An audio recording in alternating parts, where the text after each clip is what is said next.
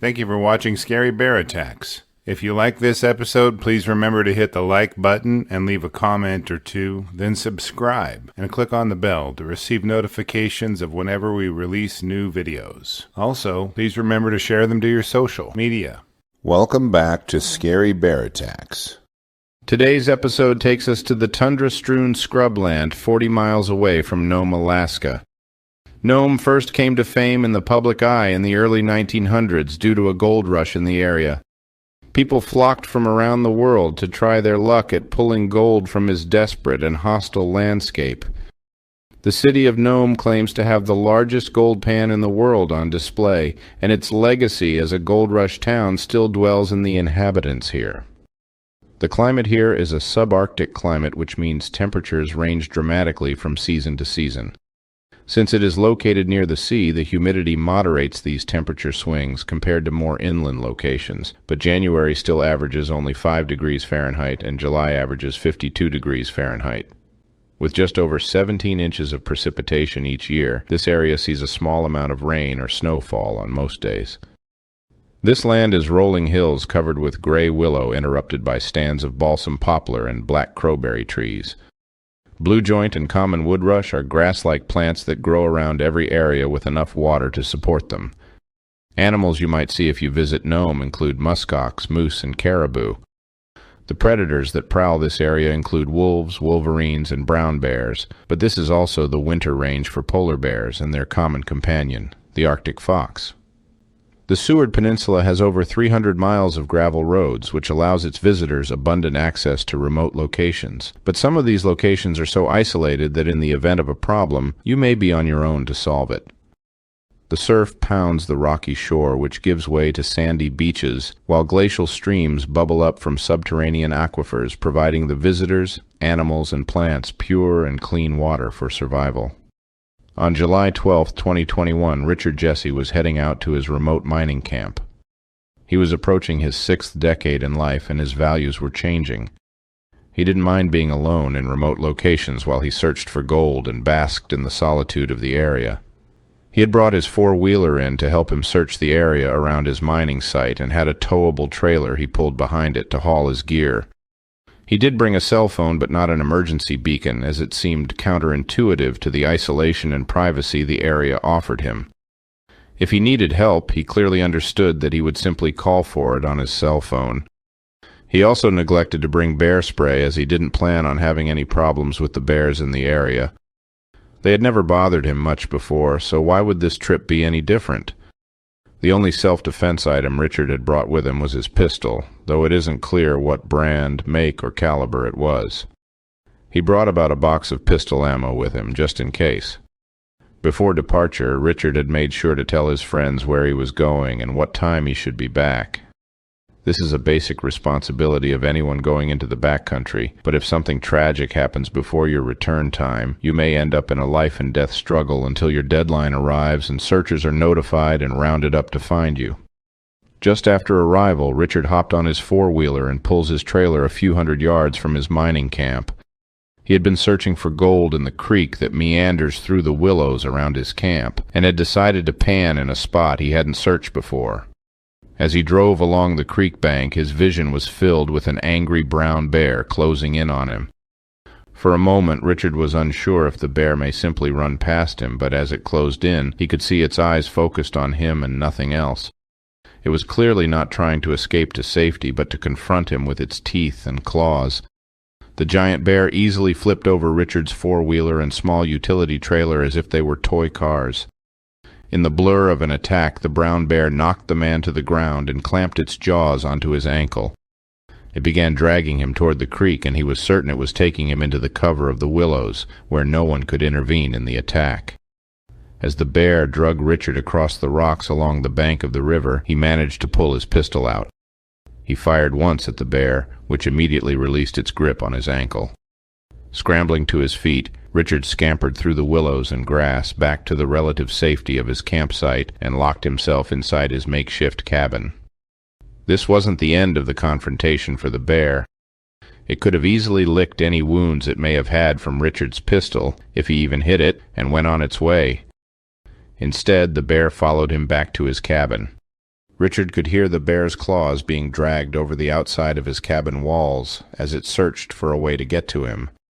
It seemed to examine the entire perimeter of his cabin as it scratched and clawed at the wood siding which held the building together. As it rounded his small cabin, it peered into the windows, perhaps in part out of curiosity, but persistently trying to get at its victim. He searched his pocket for his cell phone to call for help, but was mortified when he realized that it must have fallen from his pocket when the bear attacked him at the creek. The heaviness of having no way to reach out for help paralyzed him. After several tense minutes, the bear disappeared. Richard knew he only had a few rounds of ammunition with him, and was terrified at the thought of the fearless bear returning to see if it could finish him off. He trembled in the darkness of the one-room shack and watchfully searched through the window, worrying about the bear's return. As night fell, Richard readied himself for whatever the dark would bring.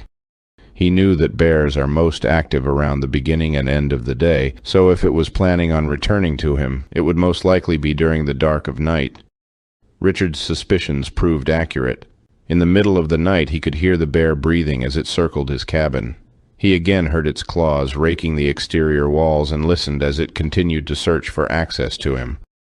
It had apparently been able to smell the blood near his ankle from its attack earlier in the day. The night slowly passed as Richard stood guard without sleep, waiting to see what the bear's next move might be. By daybreak, Richard was exhausted, from the adrenaline of the prior day's attack and the sleepless night of listening to the bear looking for entry into his cabin. He was surely hoping that the bear had lost interest and wouldn't be returning, but when survival conditions you to pursue food at all costs, this isn't likely. Richard whiled the day away, spending his time examining the wound on his lower leg and the massive bruising on his chest. Apparently, during the attack, the bear had struck him in the chest, which was most likely the blow that had knocked him to his back, just before the bear had bit onto his ankle and began dragging him toward the creek. It happened so fast that he still couldn't put the timeline together in his mind, and he knew he couldn't allow himself to be killed and eaten by the bear if it returned in the night. As the shadows again stretched long, a sense of foreboding undoubtedly crept into Richard's mind. He had watched as the bear persistently tried to get into his cabin the first day, and then return under the veil of darkness to do the same. Tonight might be the time it figured out how to crash through the small window or through the door to get at him. He was too terrified to risk the short trip to the outhouse to relieve himself, because he had no idea if the bear was still in the area. For all he knew, it was hiding in the willows nearby, waiting for him to re-emerge, ready to pounce on him and kill him. In a prolonged and dangerous situation, your mind can tend to run through horrific scenarios. Each bump in the night or the wind rustling through the bushes can conjure frightening monsters that predict your actions or somehow resist your defensive efforts. Adding in the exhaustion and injuries, there is no doubt that Richard was in for another long night.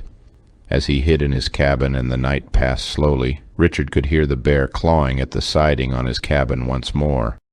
He listened as the bear worked its way around the perimeter once again, but this time it did something it hadn't done previously.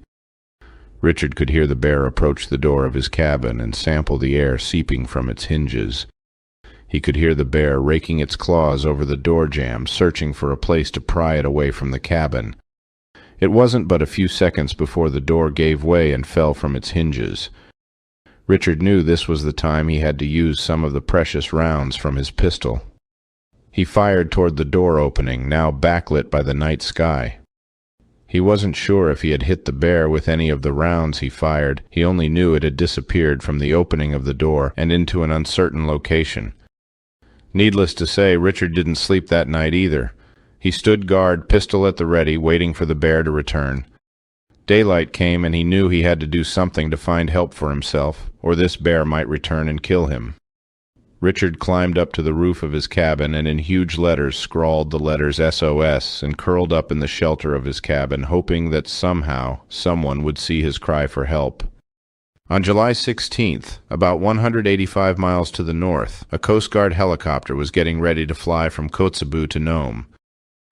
It was carrying a team of scientists who were tasked with research in the Bering Sea. A short distance into its travel route, the helicopter ran into a mass of dense clouds and had to change its route by about 1 mile. As the helicopter flew across the ground, they noticed a man waving his arms around while holding up a white piece of cloth.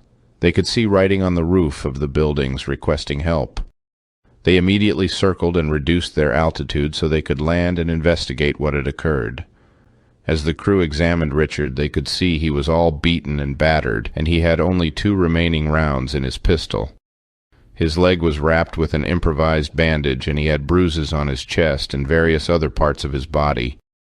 The Coast Guard crew helped Richard aboard the helicopter and quickly lifted off. Richard relayed the details of his encounter with the brown bear as the helicopter crew rushed him to Gnome and the ambulance waiting for him there. After the helicopter landed, Richard walked himself to the ambulance. He was hesitant to lie down on the gurney and had obviously begun to come down from the adrenaline of the past 4 days. An Alaska State Trooper, Aileen Witowski, noted that Richard wasn't mauled in the classic sense, but had sustained several injuries during the altercation with the brown bear. The wounds Officer Witowski couldn't see were the mental ones, the terrifying dreams that would pull Richard from peaceful rest each night. Richard stated that he would forever remember the face of the Coast Guard helicopter crewman who had rescued him. He expressed gratitude that someone was looking out for him. His lesson in all of this was that he should never go out alone and swore to never do that again. As for the bear, there was no source I could find that indicated if any of Richards's bullets wounded the bear or if it was the same bear that had tormented him each night. There was no indication of any hunting party setting out to kill the bear, and it appears to have been chalked up as an unfortunate incident in which the bear may have been protecting her cubs in the initial attack. The Alaska Wildlife Agency says that when you run into a bear, you should try to back away slowly and stay calm. You should talk calmly to the bear and face toward it. Staying in groups can help deter an aggressive or curious bear, and you should try to look larger by slowly waving your hands above your head. If the bear follows you, then stop your retreat. If it focuses on an individual, use nearby items to make noise, bang pots and pans together, raise your voice, and throw rocks or sticks, as well as deploy bear spray once the bear is in range. In regard to keeping bears away from your camp, they say to keep garbage and food secure and clean up each day before retiring for the night. Surprising a bear can be deadly, so make noise, especially when hiking. If you walk upon a bear, give it space and maintain a few hundred yards of distance as much as possible. There weren't any sources that indicated Richard violated any of these guidelines in the lead-up to his attack, with the exception of riding his four-wheeler very near to the bear and possibly its cubs. Alaska has an estimated 30,000 brown bears and 100,000 black bears. A report in 2019, published by Alaska health officials, indicated that 68 people were hospitalized in 66 bear attacks between the years of 2000 to 2017. There were 10 human fatalities due to bear attacks during this same time period. Petty Officer Allie Blackburn indicated that it is very unusual to have several encounters with the same bear, which makes Richards's case very unusual. After reviewing the details of this episode, I'm left with a few questions for you. Do you think it was the same bear that was harassing Richard each night at his cabin? Do you think the bear's initial attack was predatory or defensive? Should Richard have ventured out during daylight hours in search of his cell phone? What could Richard have done differently to avoid this bear attack or find help once it happened? I will be glad to read and answer your questions, so please post them in the comments section below, and let's talk about it. Welcome back to Scary Bear Attacks. Today's episode takes us to Herzegovina in Bosnia in southern Europe. This area is known as the Balkan Mountains, and a couple of decades ago had experienced a terrible genocidal war between local religious groups. Today, veterans and citizens who were affected by the war are putting their lives back together and trying to heal wounds of the past. Civilizations have lived here since the Paleolithic era, which was from 12,000 to about 50,000 years ago, according to scientists. It is essentially the cradle of European civilization. People here have lived close to the land for eons, and are reluctant to let go of that intimacy with their environment. On May 26, 2013, 48-year-old Blazo Gurkovic was tending his flocks near the foot of Volujak Mountain. He was a shepherd who was kind of a throwback in some ways. He would spend each summer watching his sheep as they grazed on the hills and make sure they were safe and healthy. In 1992, when the Balkan War broke out, Blazo joined the army as a first-class fighter in the Addicus Brigade. He knew how to defend himself under pressure and was known to be a steady man under stressful and intense situations. The lessons of the war would serve him well on this day. The month of May is the beginning of the mating season for brown bears. Male bears will often sniff the daybeds and urine of receptive females. The boar will be able to tell how close she is to estrus based on chemicals and scents in her urine. As she approaches estrus, he will begin to follow her closer and closer and begin to court her. The sow will initially run away until she gets closer to estrus and tolerates his presence more. Gradually, the instinctive drive to breed will overcome each bear's tendency toward solitary life, and they will culminate their brief romance with several days of mating before splitting up once again. As Blazo walked the grassy slopes, searching for a baby goat which had disappeared recently, he was blissfully unaware of a dangerous predator observing him from the nearby brush. As he walked past a stand of bushes, a medium-sized female brown bear pounced on the man and clamped her jaws onto his leg. As you can imagine, life as a shepherd is lonely but also requires self-reliance. If you are stricken with fear while you are in the woods, it is definitely not the line of work for you.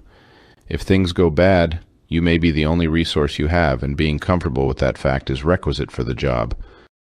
Instead of panicking, Blazo reached out for his trusty carpenter's axe. As the bear pulled at his leg, trying to pull him onto the ground to easily dispatch him, Blazo wound up his carpenter's axe like an all-pro baseball player. He swung the axe with everything he had toward the neck of the bear and hit pay dirt. The bear fell flat on its back, but Blazo wasn't done yet. At this point, most people would take the opportunity to run, but he jumped on top of the bear, wrapping it up in a bear hug and wrestling with it while on the ground. After holding the bear on the ground, he began to chop at it with his axe. Blazo and the bear wrestled for several minutes, and as they did, the bear bit him several times in his arms and legs. Blazo wasn't the kind of guy to let pain or blood scare him, and continued to battle the bear, as he knew it was a fight for survival. After Blazo landed several strikes with his axe, the bear managed to knock it from his hands. The strike from the bear's paws happened so quickly that he still cannot recall exactly how it sent his axe flying. At one point, Blazo's arm was in the bear mouth, and it was tossing its head back and forth in a motion that would typically break a human being's bones.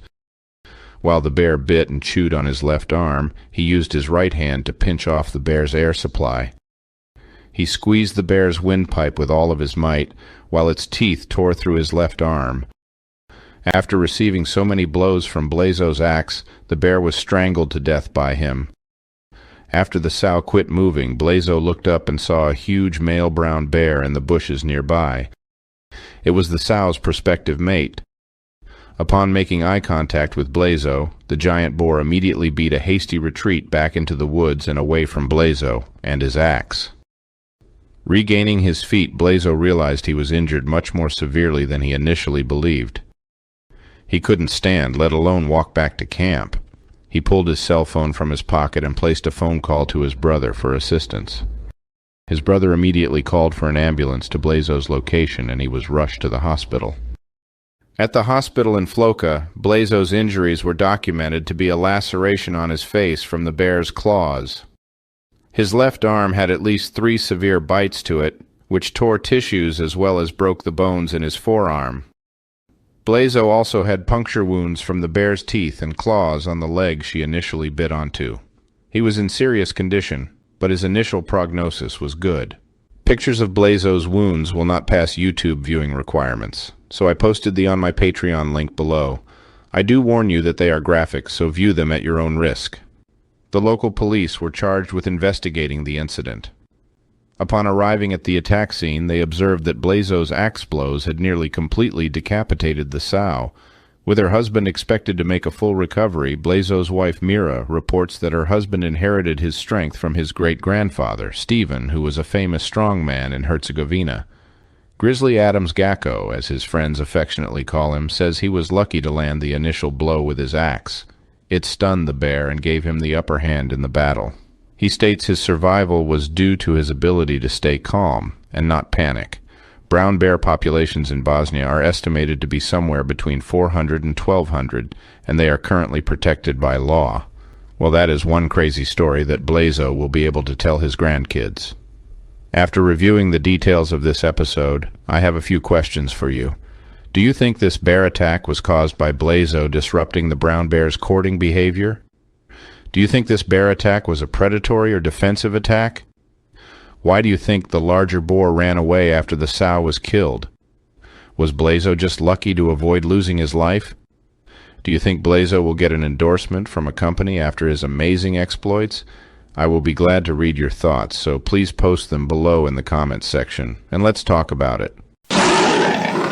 Welcome back to Scary Bear Attacks. Today's episode takes us to somewhere we've never been. Well, almost. It is still in Russia, but our scene is in the south, near the Georgia border, in the Caucasus Mountains.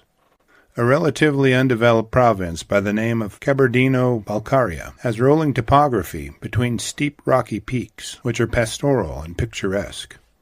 The modern descendants of the ancient people known as the Zykia have lived among these mountains since the 6th century BC. Common trees of this area include forests of pine, birch, and oak, which give way to alder, hazel, and rhododendron at higher elevations. Common animals here include the endangered western Caucasian tur, which is a wild sheep with broad, impressive horns. There are many small predators here like weasels, foxes, and jackals. It looks like heaven on earth to a man who loves the mountains and wilderness, except one significant detail: there are lots of brown bears here. In the northern part of the province, fall had brought severe flooding. This corrupted or washed away important food resources bears needed to fatten up for winter, putting them in a dire situation, and consequently the people of the area as well. Hungry bears were reported across the province, pushing into municipal boundaries and forcing strained interactions with people, their livestock, and communities. On November 1st, 2013, 80-year-old shepherd Yusuf Alkagirov was performing his farm chores the same way innumerable prior generations did before him, by walking the hillside and tending his sheep while they browsed the grasses and bushes of the meadows. The day in question was relatively normal prior to Yusuf's sheep scattering into a field below him. Sheep are not the brightest of animals, and when one goes a certain direction, it's common that the others will follow them, so it didn't seem too far out of ordinary for Yusuf. This time, though, he could see that the sheep were not just following each other. They were fleeing, something which scared them. Yusuf is remarkably spry and energetic for an 80-year-old man. He's lived in these mountains in the same village with his wife and family for his entire life. His family have cultivated many plants on his farm, and the effort yielded dividends for them in the form of food and work. As Yusuf shuffled through a big raspberry patch to head off his wayward sheep, he saw his sheep below him. He barked his familiar commands to them, and they began to turn around and head back to their pasture. Yusuf slowly walked along with his sheep, but had a strange feeling he was being watched. He was familiar with his environment and knew when something strange was in the air. He glanced around the raspberry patch and saw a gigantic brown bear crouched in a stalking position, clearly watching the shepherd approach it. He knew he couldn't run, as it might trigger the bear to chase him and kill him. Yusuf stared for seconds, which passed like hours, waiting for the bear to give away its motives. Perhaps if he froze and didn't react to the bear's watchful gaze, it would move on and leave him and his sheep alone. The bear and the man sized each other up for a few seconds before the bear clearly made up its mind. Yusuf watched helplessly as the bear's hind feet set in the soil and its front paws lifted in a long bound as it initiated its charge toward him. There were tens of sheep just below the man, but the bear's eyes were focused exclusively on Yusuf. His terror mounted as he watched the bear's paws reach out to bring it closer with each stride, its head floating statically as the rest of its body churned with each powerful bound. The ground between him and the bear had sparse cover and a slight slope toward Yusuf. He knew the bear would be on him before he could turn around, so he braced himself to fight for his life. As the bear closed in on Yusuf, he quickly removed his jacket in an attempt to use it as a matador's capote. The bear was a mere few feet from Yusuf, with its massive jaws held wide open, waiting for any part of the man to clamp onto, when he wrapped his jacket around its head. Yusuf immediately began punching the bear in the face. He landed several strikes before the bear freed itself from his jacket. Now enraged, the bear spun toward him and drove its teeth deep into the tissues of his forearm. Yusuf could feel his arm bones cracking under the immense pressure and wrenching action of the bear's bite. He reached his free hand over and grabbed the bear's lower jaw. He twisted and pried the bear's jaws from his forearm, then quickly plunged his newly freed hand into his pocket.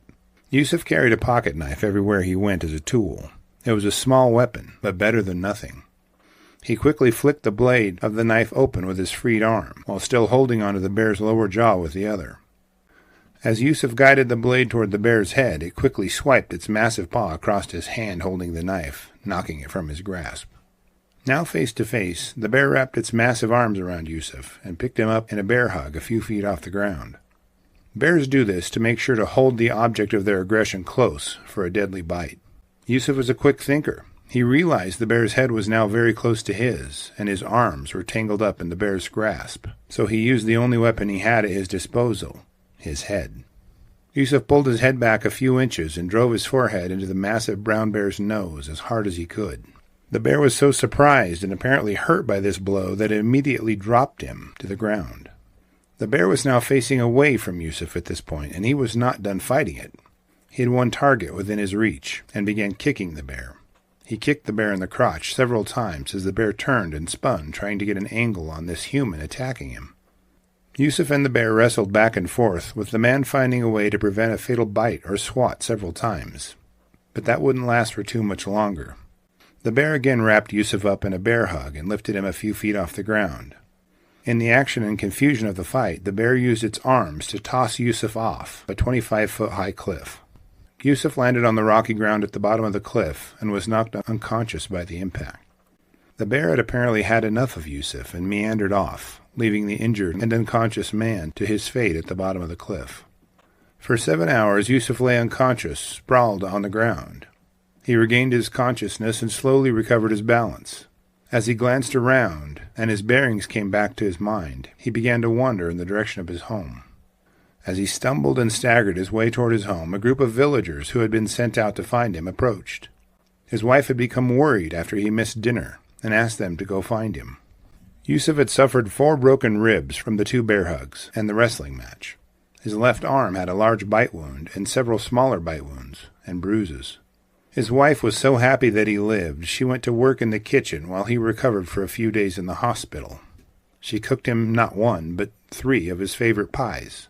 Yusuf consumed all 3 pies in one sitting as a gluttonous celebration of life and his victory in hand-to-paw combat over the enormous brown bear. Yusuf stated that he got off easy, that if he had chickened out, the bear would have killed him.